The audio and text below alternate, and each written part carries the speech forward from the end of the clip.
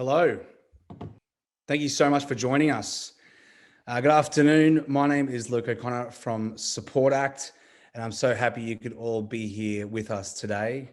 It's my privilege to be on Cubby Cubby country on the Sunshine Coast, and I acknowledge the traditional custodians of the lands in which we all meet today and pay my respects to elders past, present, and emerging. I'd like to extend a warm welcome to all First Nations people joining us today. Thank you so much for being with us. Before we move on to today's event, I hand over to Bridget Huswaite, today's host.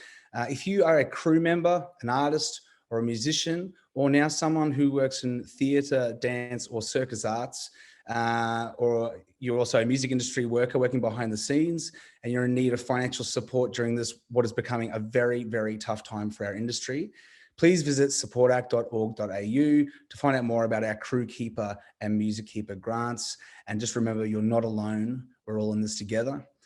There is support available through the Support Act Wellbeing Helpline, which you can contact on 1-800-959-500. It is a 24-hour-a-day, 7-day-a-week service. And there are people who understand what you're going through, ready to speak to you about a range of issues. Please contact that service anytime you need it. Support Act is dedicated to supporting the mental health and wellbeing of all those who work in the Australian music industry. And we couldn't do this without the partnership of the Australian government through the Office for the Arts, the Amex Music Backers Program, and the hundreds of music makers and music lovers who support the work that Support Act does. Thank you from the bottom of our hearts for you music lovers out there who are supporting those who work in the music industry right now. We really appreciate it. Without further ado, I'd like to hand over to today's host, Bridget Huswaite. Hey, Bridget. Hey, Luke, thank you so much. Hi, everyone. It's great to be with you for today's session. If it's your first time on My Mind monthly event series, kind of exploring mental health and well-being for those who are doing life and all sorts of things in the music industry, as Luke mentioned. We've had previous topics that have covered, managing anxiety and depression, the importance of self-care, creativity and motivation as well. And today is all about managing relationships and conflict resolution. So we're going to try to get through a couple of different pointers throughout the discussion. We're aiming to cover a few, like why we're wired for connection, the importance of relationships on our well-being as well, how relationships can test us, what we can do to kind of keep our head in check, I suppose. And the importance of, mindful listening, assertive communication, navigating conflict when the pressure's on and stakes are high. So we'll meet our panel. If you have any questions, by all means, chuck them in the little chat comment section and we'll try to get to them throughout the session. But we've got a great panel. As Luke mentioned, I'm kind of on moderating duties. If you don't know, I'm Bridget Huswaite. I host Good Nights on Triple J, so I'm a broadcaster. This is my second time moderating one of these events, so it's really nice to be back.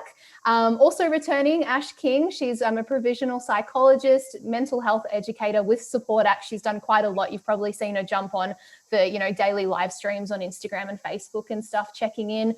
Also undertaking a PhD with the Cyber Psychology Research Group at the Uni of Sydney. So an all-round busy bee. Hello, Ash. Hey, Bridget, good to be back. Yes, I said to you before, hair is on point. You were looking fresh, ready to go. Yeah, got to feel it somewhere, right? I know. It's funny. Yeah, like it's a very casual, comfortable conversation too for those listening. You do you. Ash is looking amazing. I've got my pajama pants on, so whatever works. We've also got Jay from Frenzal Rom. Man, it's so funny. I feel like I know you because the ghost of Jay and the Doctor lives through the Triple J comments section on Facebook forever. So it's hopefully it's less offensive than it was then. It's literally just like bring back Jay and the Doctor. So it's nice to put a face to the legacy. When we were working there, it was bring back Adam and Will. Yeah, it's just always like that, isn't it? So funny. Yeah. But great to have you on board. I think this is your first time part of one of these, so it'll be great to get your insight. It is. Thanks for having me. Yeah, so good. We'll hear, I guess, from you as an artist, as a band member, even as a former broadcaster. So whatever you want to share. And we've also got Caleb Williams, an artist manager with Unified, has a wealth of experience in many different parts of the industry, whether that's production, crew, and artist management, touring. So welcome, Caleb. Thank you, Bridget. It's a pleasure to be here. Woohoo. Yeah, good team chats. Again, I mentioned it's a candid conversation about mental health and we want you to feel comfortable. There's a little in the chat section, you can see if the convo brings up anything for you. You can always reach out for support. We've got the Support Act Wellbeing helpline number, Beyond Blue Lifeline as well, and the Support Act website. So definitely utilize that because it is there for you.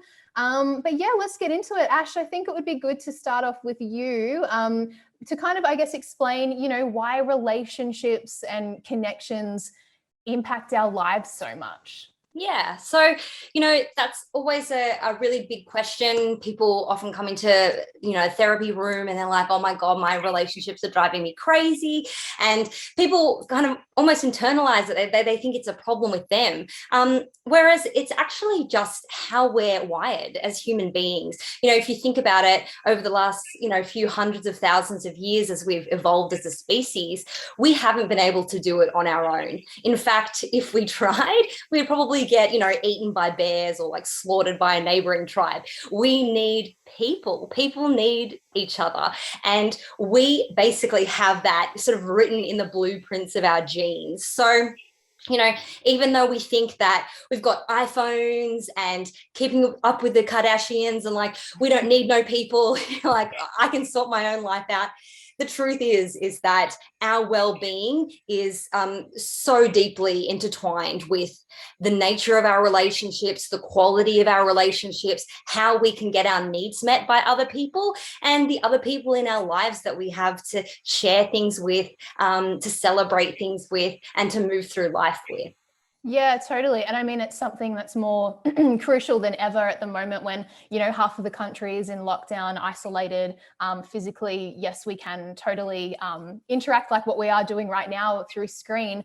But it is such an important thing. This is a bit of a broad question that I'll throw at you first, Jay. I mean, how has your approach to your relationships, I guess, changed throughout your time in the industry? Was there ever a period when you truly, I guess, realized and cherished that importance of relationships and connection?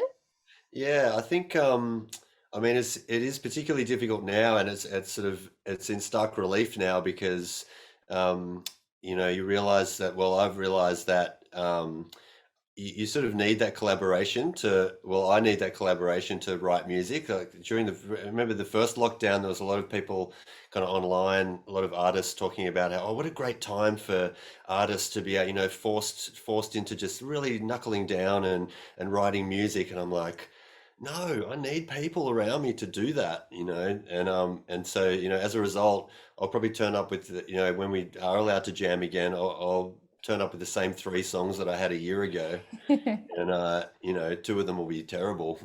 But I sort of need that kind of connection with other people on an artistic level to be able to sort of move anything forward, really. Like, it's very difficult to do it on your own, and it's when you are on your own, you tend to kind of ruminate a lot and second guess yourself, and then it takes sort of one sort of group meeting with everyone, and then you're like, oh, actually, half of those things that I was worried about don't actually matter at all.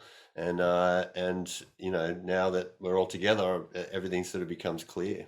Yeah, totally.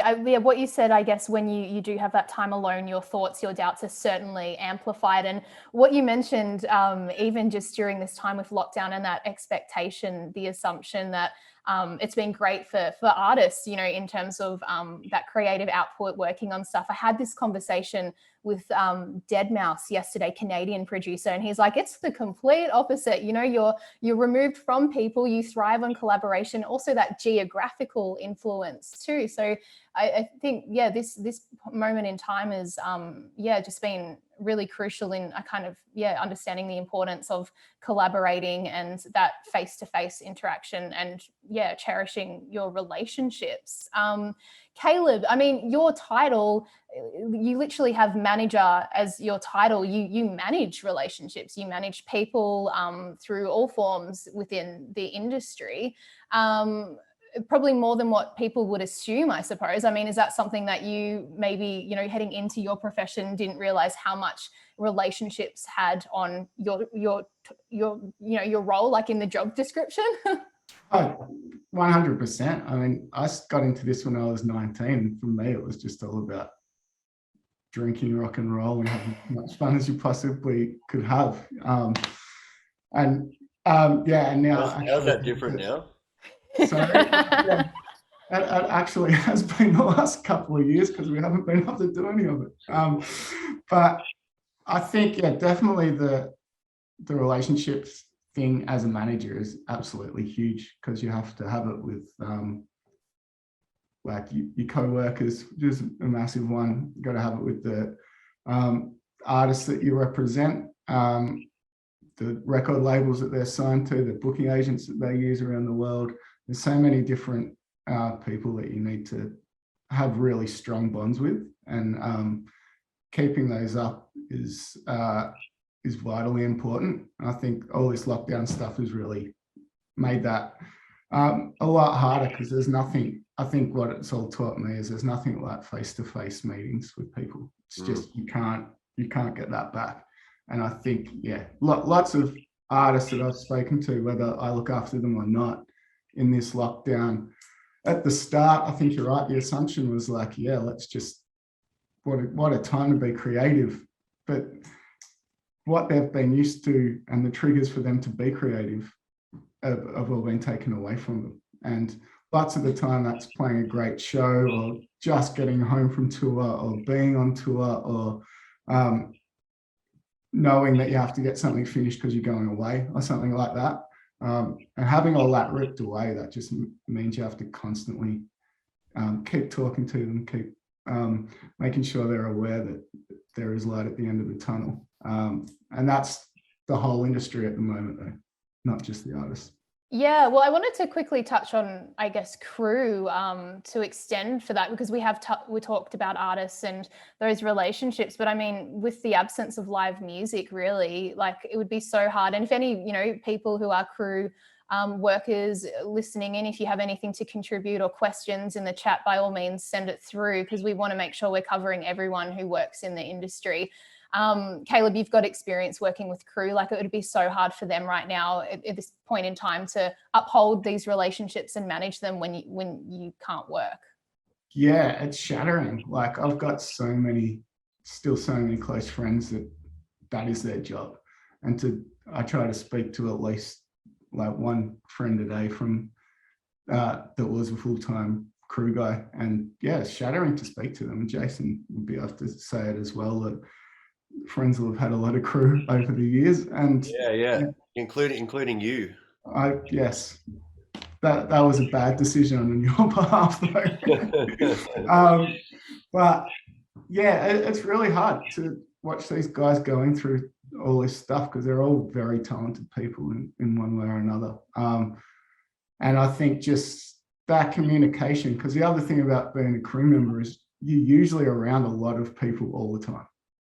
And that, I think that's a really, really hard thing to take. And there is that there's a real camaraderie around that touring party process, like where you are kind of like in battle to a point. Like, there's the live show experience is like, it's not a normal job. There's like thousands of people. It's at night. There's a lot of people drinking, and kind of sometimes you're loading out through discos, or all sorts of things like that. And for within that, there's a lot of camaraderie, I think, amongst crew and band members and all that stuff. And so, to have those connections taken away. And, we've had a lot of crew are sort of slowly going into other industries now, because, they're very skilled at this one thing, but when it's, not available, then they sort of have to do something else. It's a tough time for everyone. Yeah, totally. I'll also say on top of that, like, relationships, I think, extend beyond just interpersonal relationships, and people that have, say, relationships with alcohol or drugs or other things in their life like that. When something like this happens as a whole, and you don't have anywhere to escape to take your mind off doing that or keep yourself busy with your job, those things can come back into your life so dramatically. Yeah, it's one of those things like, yeah, we're talking about relationships in all forms, and the relationship that you have with yourself too, and you know, with those kind of external things and the influence that they have, particularly during this time. Ash, I'll take it back to you because I know you wanted to tackle this myth of sorts, I suppose, that you may have observed throughout your profession, and you know, maybe it's a bit of a mentality that we shouldn't need anyone. So when we're working through our relationships, whether that's with other people or with ourselves, it's just something that you mentioned at the very start, that we just put it on ourselves, that we're expected to deal with. Do you want to like talk us through that belief and yeah, its effects, how we can, you know, fix it, how we can smash that myth and whatnot? Yeah. So I think particularly in sort of Western cultures as well, you know, they sort of say that we live in kind of individualistic sort of cultures with an individualistic mindset. Places a lot of pressure on the individual, as it says in the name, right? And so we tend to think, you know, that we should be taking care of ourselves. We should be sorting all our own shit out. You know, where, you know, we can do, I'm going to do me, and it doesn't matter what anyone else thinks, or it doesn't matter what anyone else does. I mean, that type of mindset has its place. However, what it does is it really undersells the importance of other people and our relationships. So, for instance, you know, using this current time as an example, you know, say you are a crew member and suddenly all your work is gone.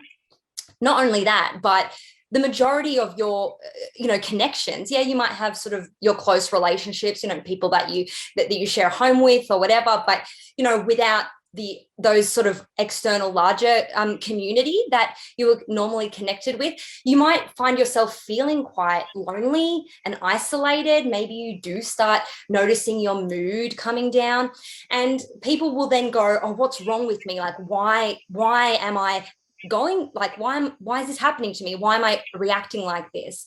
And they'll often attribute it to some sort of personal flaw versus the simple reality that you've just had something happen that has cut off so many of your connections, your relationships. It's left you isolated, and human beings aren't built for isolation. So it really just is, I guess, an example of being human in the current context, and being human for a lot of people in the current context is challenging. Yeah, absolutely. Jay, I feel like it could go both ways with being in a band when we think, yeah, this mentality, this belief that we shouldn't need anyone. You're either all a team and you're able to lean on each other and have those relationships, or there could be a main character energy with the front person of sorts. Do you, like, where's your experience here, and like, you know, in terms of conflict and those relationships for you in that kind of band dynamic? Yes, I'm a benevolent dictator in my band. No, we've always sort of thrived on trying to make everything as equal as possible in our bands. Like we split all our publishing royalties equally, regardless of who writes songs, and we find that that's the best way to really avoid conflict as well.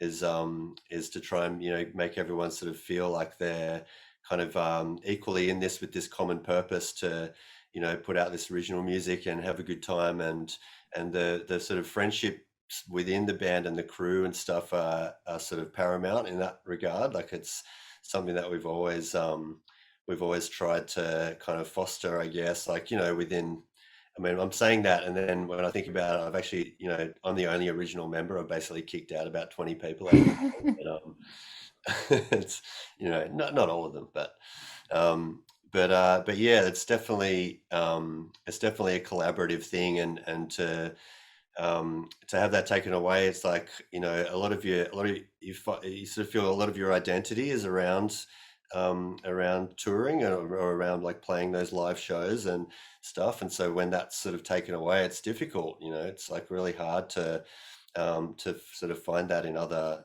places. And it's trying to, you know, I feel like I've got a pretty decent base level of optimism about most things that sort of get me through like life, but this is like been tough, you know, like to sort of get up every day and have this kind of you know, open-ended sort of, oh, when are we going to be able to do this again? Like it's the uncertainty of it, I think, is difficult for a lot of people, because you can't really plan anything. It's difficult to kind of say when stuff's going to open up enough that we can, you know, do stuff. I mean, I still think that it will, and, you know, in whatever form it will happen at some point. But yeah, at the moment it's kind of, yeah, it's difficult.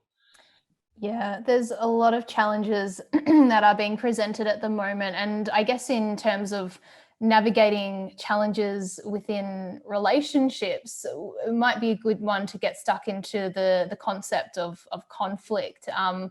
Ash, do you want to kind of break down where, you know, conflict comes from? There's numerous sources why we do butt heads with people.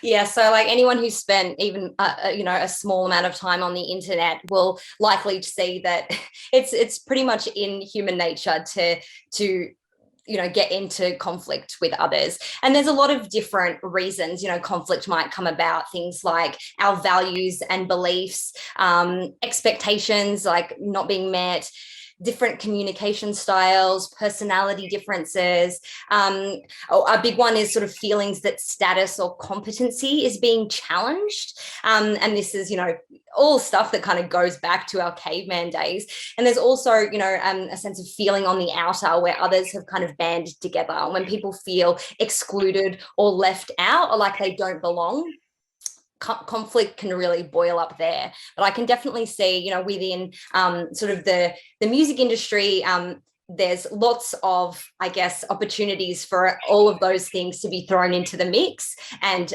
for conflict to thrive. Yeah. Caleb, you mentioned with your role how many different people you have to deal with. It's not just the artist you're dealing with. PR, publishers, record label, crew, all sorts of, you know, different positions. It's like a big tree of contacts of sort. How do you how do you notice conflict arising within your role? I think lots of the time you know when it's coming, just because half the time, or more than half the time, we're starting the conversations or we're getting it directed at us straight away. I think lots of the time in management, this conflict's just brought to you. It's just put on you. I had two big conflict things this morning before 8 a.m. And I think as soon as something becomes emotional, you're going to have conflict. And the quicker you can try to take the emotion out of it, the sooner you're going to resolve it.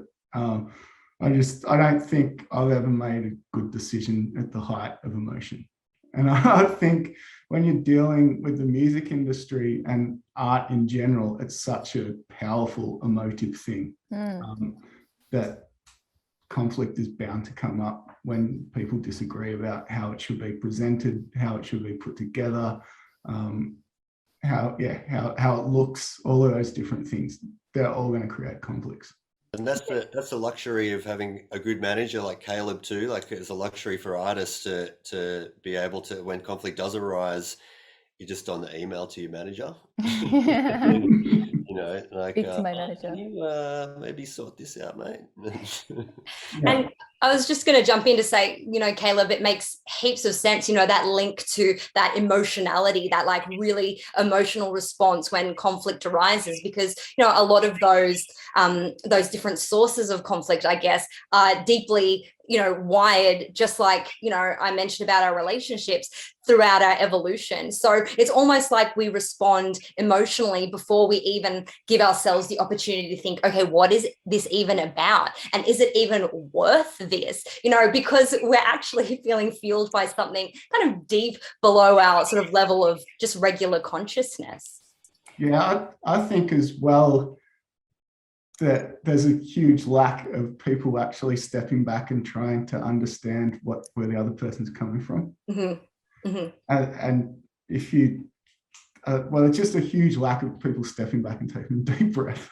Yeah. A lot of the time too, when you do really listen to what they're, you know, maybe not the thing that they're talking about, but the real reasons behind why they're upset or why they're talking about it, a lot of those things, are fixable, and there's there's certain things that you could do to put in place that will make that person feel better, and then the thing that they're worried about might not necessarily be as problematic.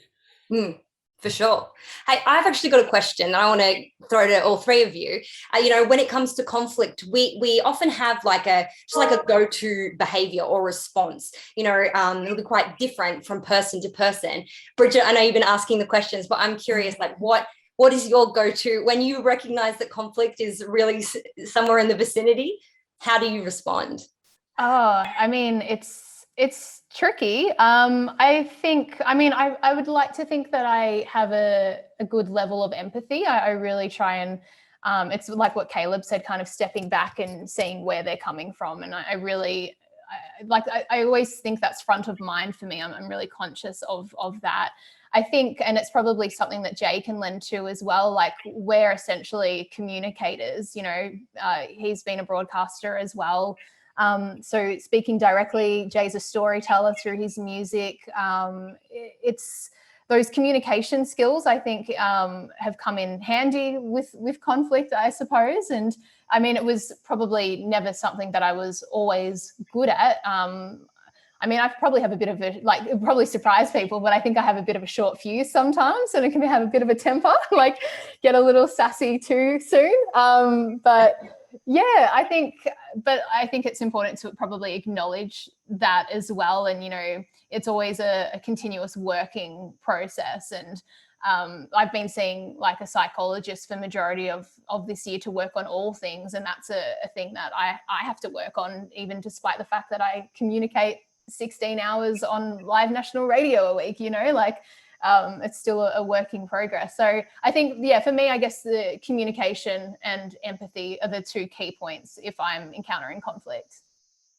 Nice. Jay, how about you? What's your go-to conflict style? I tend to, because I don't know if it's probably a generalization, but men, I think in general, are emotional cowards. And it's really easy for us when we're faced with conflict to sort of shut down and to kind of go silent in a way, and just to try and just sort of leave it. And people, have these grudges for years, because they haven't ever really properly addressed it. So I really try and push myself to make the phone call and to not engage so much on text as well, is because I think the messaging kind of culture is really not productive in solving conflicts.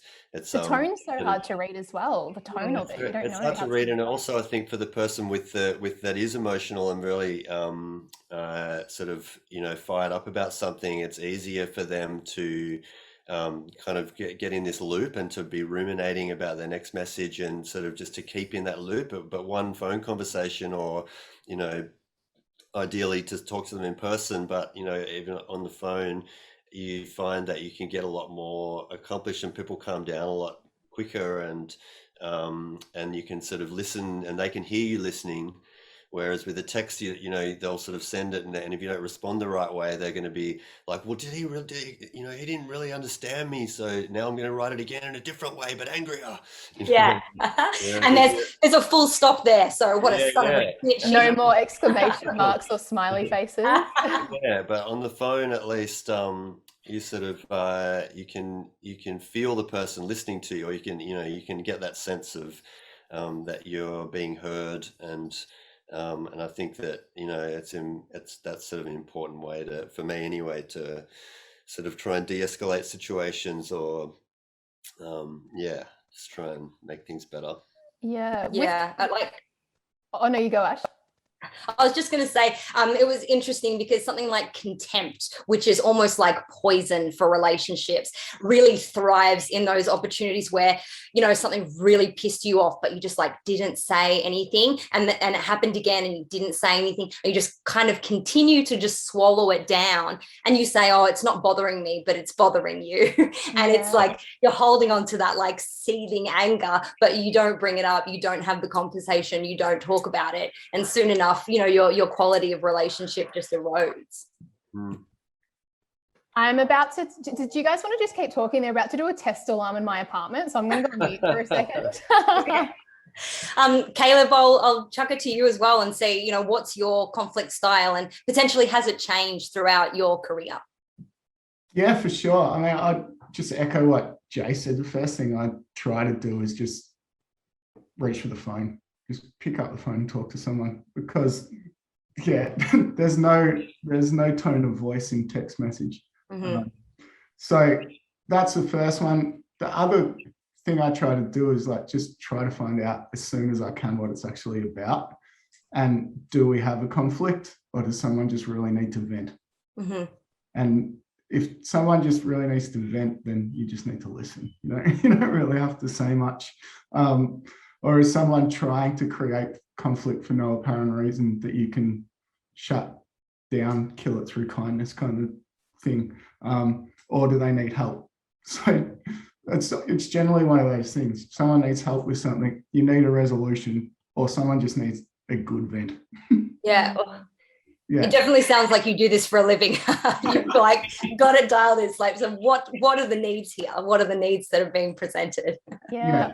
I did want to ask you, Caleb, also it was like a speaker, but the alarm hasn't happened yet. So I might have to suddenly go on mute at any, here we go. Okay. You guys carry on.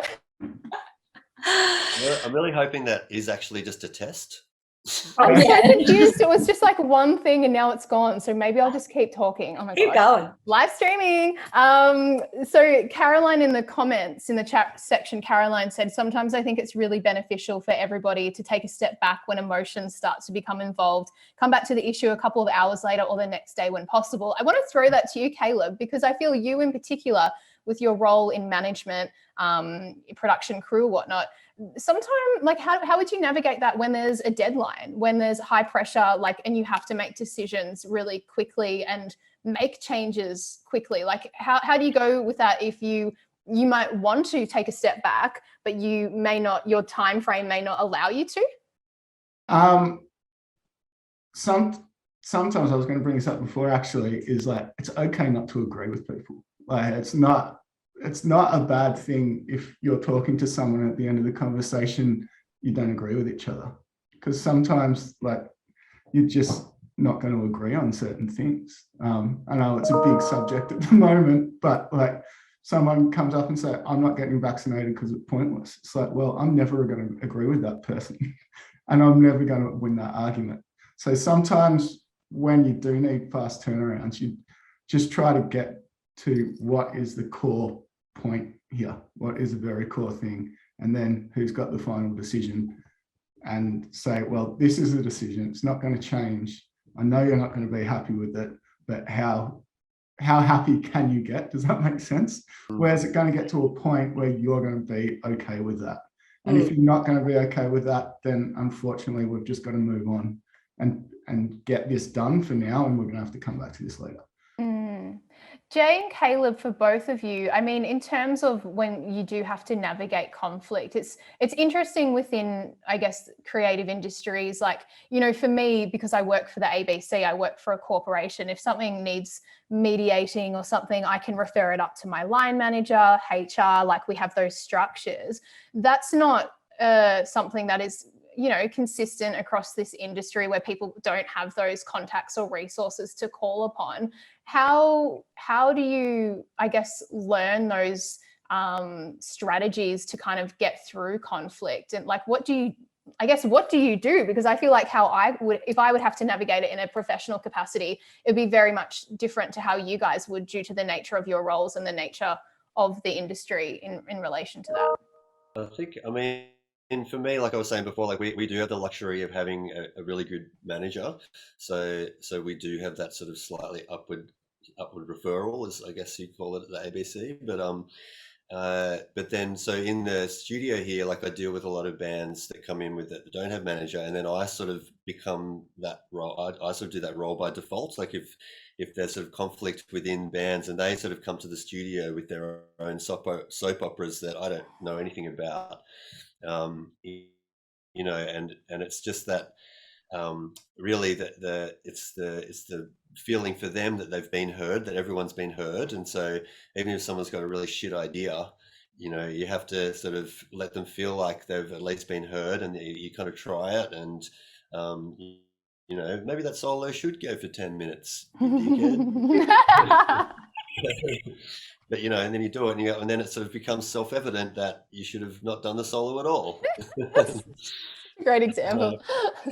That sort of stuff. But, you know, and I think for within the band, I'm sure that's why, you know, bands are, there's not many bands that have the same members their whole lives, you know, like because of that, because there isn't that sort of structural hierarchy of, you know, complaints or conflict resolution systems. And it is really difficult, you know, when you're dealing with sort of 4 or 5, you know, disparate personalities, and trying to kind of create this common thing together. Like there's always going to be conflict, and people don't last at it, you know, like some things are unresolvable, and, you know, for whatever reason, and they sort of they move on. But I guess you sort of always hope that that, you know, no matter what happens in the studio or when you're touring and stuff, that it's not some irreparable damage to your relationships. And, you know, because I mean, the music industry, it feels very high stakes a lot of the time, but, you know, none of us are on the front line in a bushfire, you know, like we're talking about,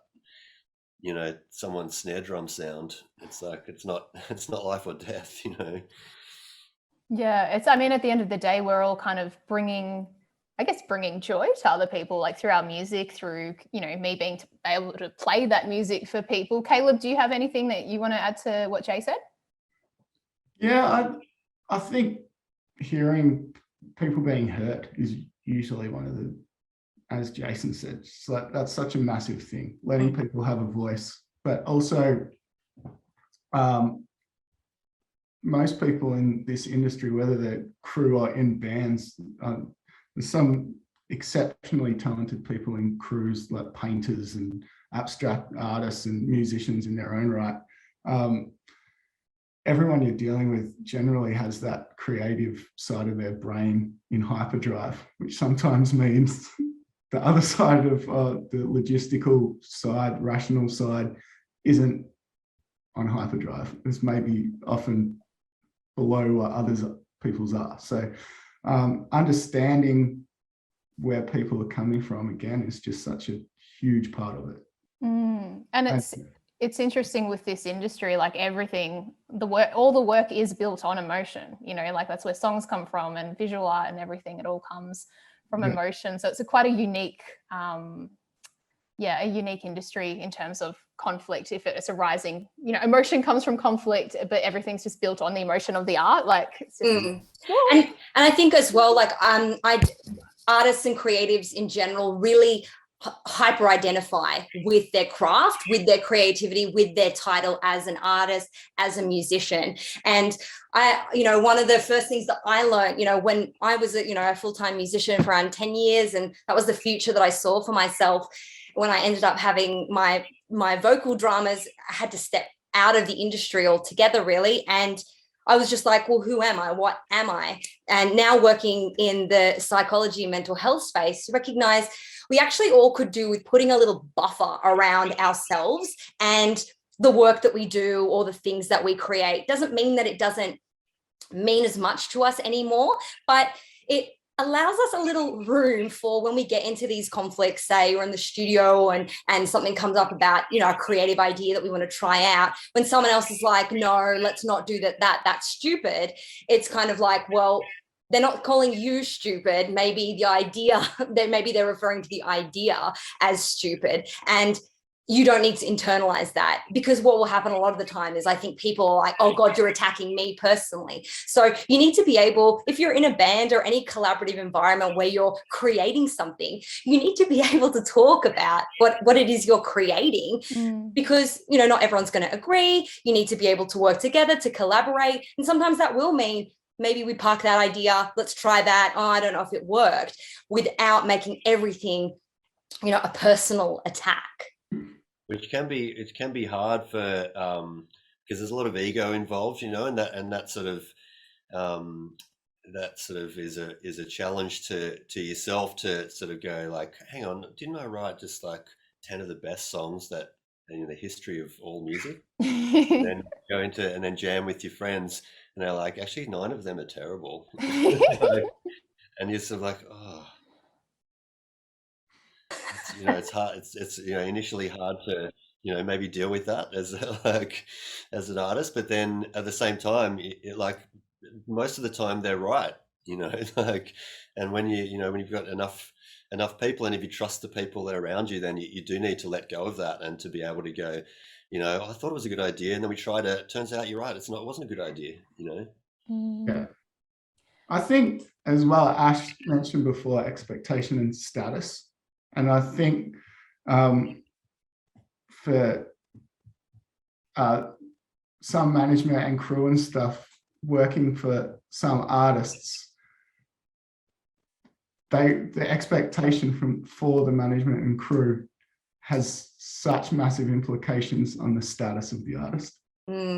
So sometimes it can be like, why couldn't I blow up the Goodyear blimp in this video clip? Why didn't I have the budget to be able to do that?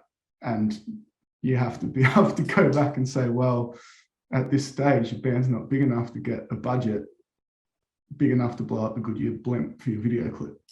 And that then challenges their status or how they feel they should be presented. And that is one of the biggest pieces of conflict, I think, in the music industry. Was that the Amity Affliction that wanted to blow up the Goodyear blimp? No, They could afford it. I definitely could not. But yeah, I don't. We've made our Body music. Jar, wasn't it? It was Body Jar. That was Cameron Baines. Spill the tea. She had, wasn't it? Yes. Jay's just going to keep going. It's just going to pick off my whole roster one by one. Yeah. I might refer back to that list and what Ash was mentioning about expectations and like one's status, because in the chat section there's this take-home resource which is on conflict resolution, and it lists these. So going through sources of conflict being your values and beliefs, your expectations, status, communication styles, personality differences, feeling on the outer when others have aligned together. Like, I guess personally, like, does anyone feel particularly seen by one of those pointers? Like one that you might have noticed that you've personally kind of experienced? You're going to have to read those again. Values and beliefs, expectations, feelings that status or competency is being questioned or challenged, communication styles, personality differences, feeling on the outer where others have aligned together. Does one really, really resonate with you, Jay, personally?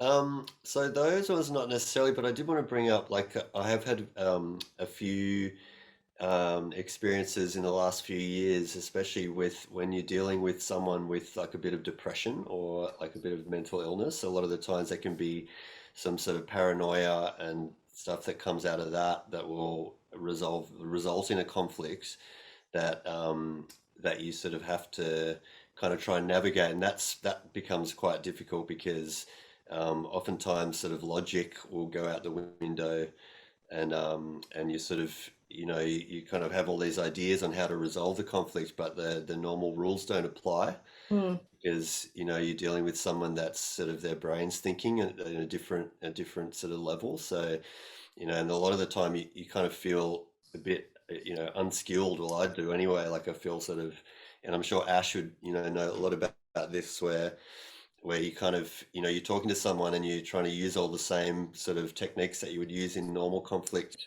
situations, but they kind of don't work necessarily. Yeah, Ashley would know, like, you would understand the importance of, like, it's not a one size fits all approach, is it? Yeah, it's interesting that you would bring that up too.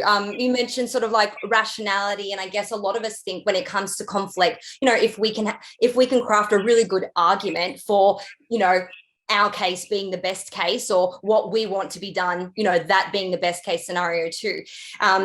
If you've ever been again on the internet, you'll kind of see that doesn't really play out. You can have all of the studies, all of the research, all of the science behind you, and someone will always have a reason to come back and say, no, I don't agree, and keep that conflict going. However, like Jay and Caleb, you've both already called to this, that a lot of the time people just want to be heard. People want to feel seen. And I guess the more you try to butt up against those different sources of conflict, like, like really pushing into that sense of ego, or really sort of hounding on their sense of values and beliefs. We all have different value systems. We all have beliefs, different beliefs of things that are important and meaningful in our own lives. So, I guess really trying to connect as much as you can on like a human to human level. I know it sounds a little bit like kumbaya, fluffy, but a lot of the time, that is a really, really great way to allow someone to feel human in a sense of conflict. This is a really broad question, Ash. Do you feel like, is there a point in time in our lives where conflict may come up the most, where it may be, because I mean, it's a constant, but from your work, who you've dealt with, do you feel like it's been more present in a certain stage of one's life?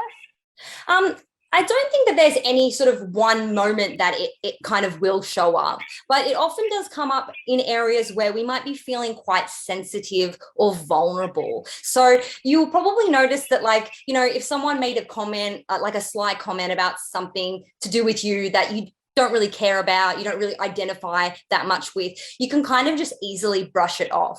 But say they made a comment, like a kind of backhanded comment about something that you're actually quite sensitive about within yourself, that you feel quite vulnerably about, you'll notice that you really will bristle at that comment, and that comment you may not necessarily want to leave alone. You'll think about it. If you bring it up, you might bring it up with a real sense of sort of emotionality. And so that's often where, we will start to get into conflict. So it's a really, I guess, good exercise to learn more about ourselves and learn more about the situations that we find ourselves in where conflict does seem to arise.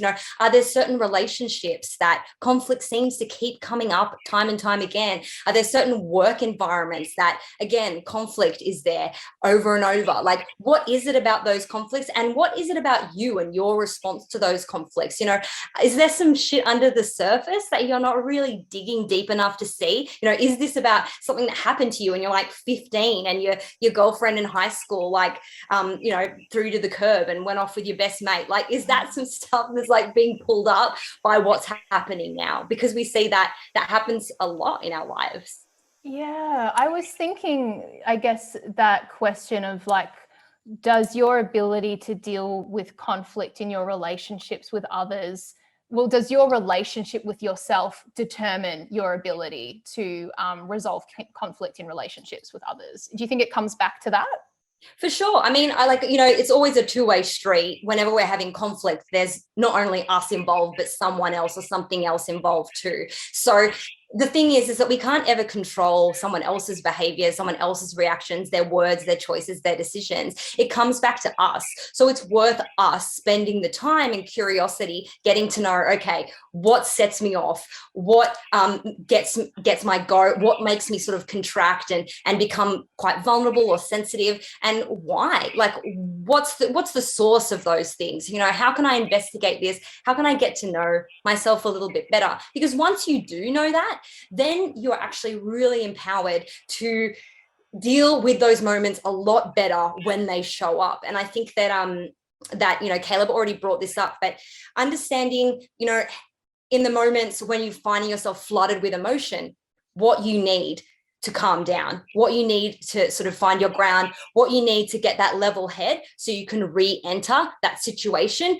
and solve the conflict or mediate the conflict to the best of your ability. Yeah, it's a really good point. We will be wrapping up soon. Again, if anyone wants to chuck any questions in the chat room, go for it. I guess final observations, final takes. Caleb, do you want to start? Words of wisdom? I just think it's right now we're in the midst of something that no one ever thought would have to live through. There's a lot of people hurting, there's a lot of people suffering, and that in turn means there's going to be a lot of conflict, I think, because I don't know, Ash, how it works on a psychological level, but when you're down, you want to fight. Try to get back up, and who are you pulling down with you to try to get back above them? And while that's not everyone's nature, and I hope I'm not like that, but probably all subconsciously are at times. I think that's something that we're getting a lot. I think we're seeing it from politicians. I think we're seeing it from just from everywhere throughout the world at the moment. So just like very conscious of people acting out against their nature and against what they'd usually be like when they're at a real low. So I think just understanding where people are coming from is really the basis of how I see conflicts being avoided, basically, is what I'm trying to say. Nice. Jay? I think that's right. Is just, yeah, and I'm trying to sort of challenge myself to be less of an emotional coward and to really like try and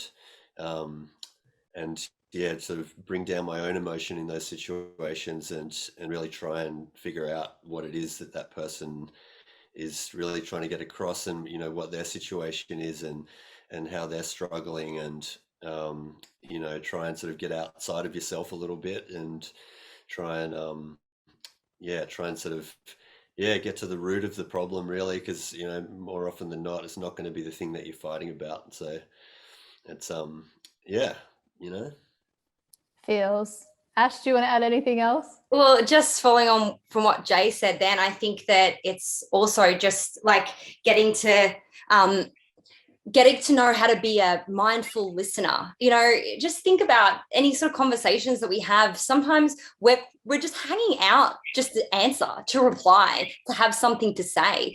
And it's an incredible skill to actually take the time when someone else is, you know, trying to get their point across or trying to share what they're going through, to really listen and try to listen from their point of view, not from where you're standing and how you see things, because you're your own person. You've got your own shit that, you know, that's going on. You want to try and go, okay, how are they feeling? How are they seeing? What is really going on in their world? And I think that when we start to do that, we give ourselves a better opportunity to really connect human to human and to try and find the middle ground to sort of get this conflict sorted.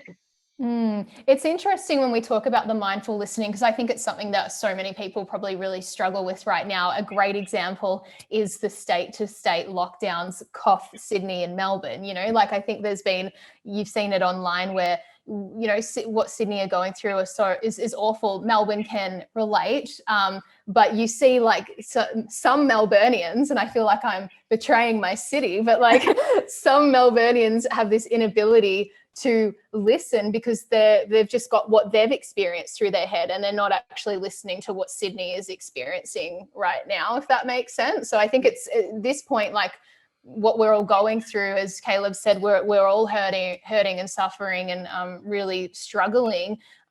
So we all need to make that extra conscious effort to be mindful with listening in our communication. It's not just what we say, it's what we hear and how, you know, that shapes how we do respond to it.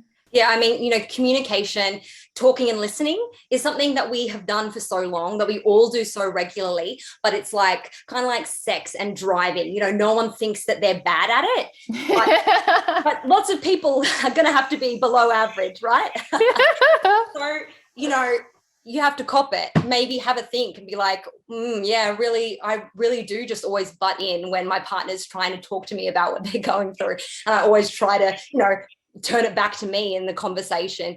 We all do these things. I mean, I'm a psychologist and I have to be aware of the shit that I do, you know, so it never ends, you know, and you have to keep exploring. You have to keep remaining curious. You have to keep allowing yourself to recognize that you won't have all the answers or you won't totally have things worked out. And that's okay too.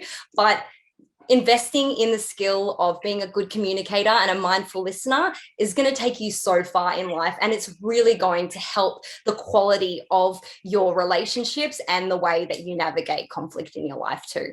Yeah, 100%. Just take it back to basics. It's something that we all, I think, definitely take for granted.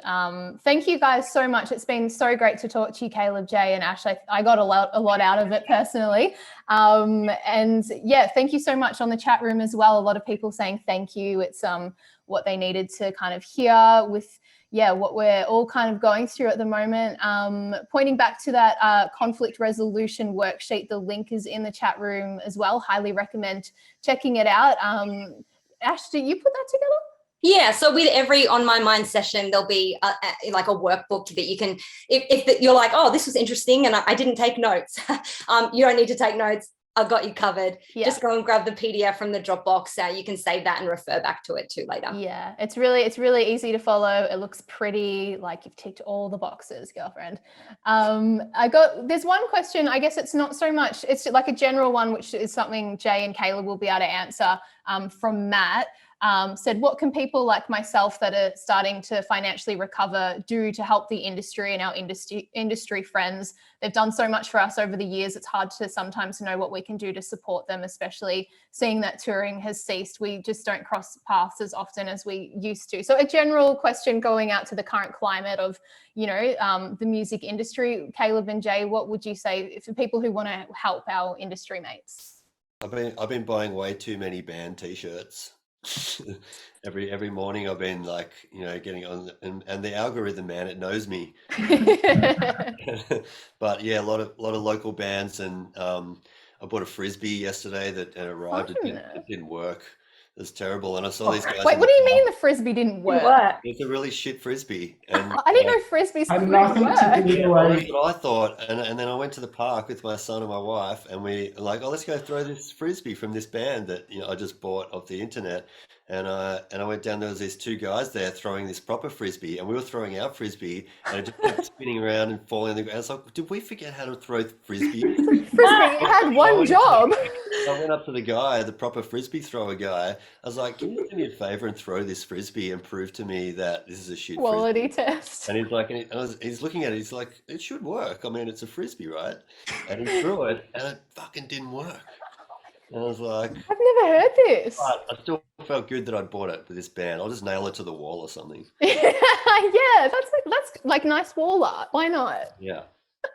Caleb, did you have anything you wanted to add, like merch? I mean, I've got the boys jumper on. It's great. I've been plugging this on my Instagram. Definitely merch. Anything else from you, Caleb? I honestly would say, and thanks, Matty Louise is a legend, by the way. He's been one of the biggest supporters of Australian punk music for a long time. So hi, Matt. I'd say as easy as streaming on Spotify or Apple Music.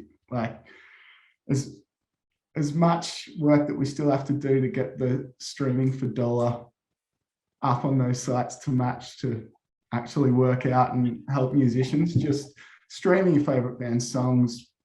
Jay mentioned algorithms before. It's like post about them. Yeah, post about them. Post about your bands. Repost your favorite songs. All that kind of stuff. If they've got new music coming out, make sure you're just jumping all over it. It's as easy as that. Just keep listening. Yeah, I'll also add to that too. I mean, because especially when we're talking about people who aren't in the position to maybe buy things or whatever, slide in the DMs and just say how much their music is, means to you.